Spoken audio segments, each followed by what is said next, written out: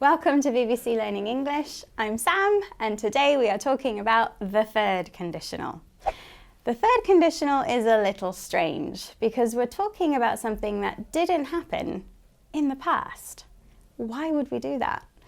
Well, because sometimes we want to imagine a different outcome. A friend of mine came to visit me yesterday.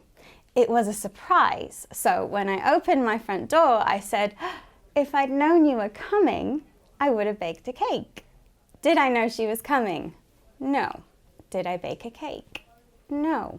So I'm imagining a different result. Because we're talking about an imaginary past, we use if plus the subject plus the past perfect, and then the subject plus would have plus past participle.